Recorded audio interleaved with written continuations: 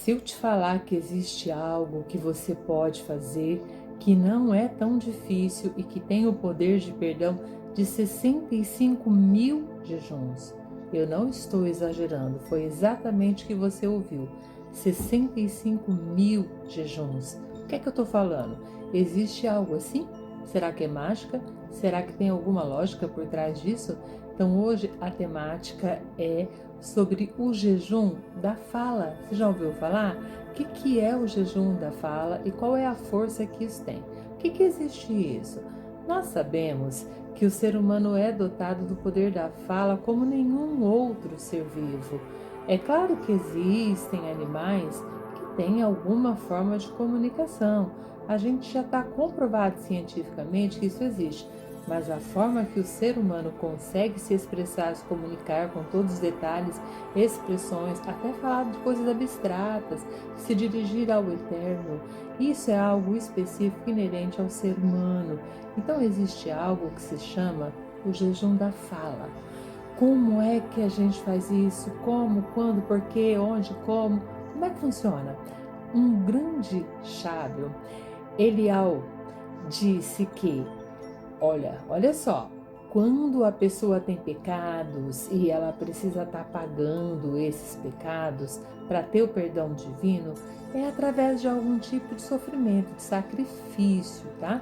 Então, Deus está esperando, não que você pare de comer para sempre, que você vai se autoflagelar. Não, não, não, não faz isso. Deus não está esperando que você faça isso. Se você se autoflagela, para de comer, se não for no dia do perdão, de Yom Kippur, o que vai acontecer? Você vai ficar mais fraco, mais irritado, você vai rezar pior, você não vai estudar. Enfim, este não é o caminho. Existe uma forma maravilhosa, é você controlar a sua fala. Ai, mas então eu não vou falar nada, Zahira? Não, não, você vai falar, mas de uma forma específica. A ideia do jejum da fala, ela pode ser de duas formas. A primeira, você pode dizer a Deus que durante 24 horas você não vai falar. Você vai se calar, você vai se manter em silêncio. Você vai apenas pronunciar palavras bíblicas, palavras de Torá, estudar qualquer coisa que está ligado ao sagrado. Além disso, você pode fazer preces à vontade, tá? O que você não vai falar?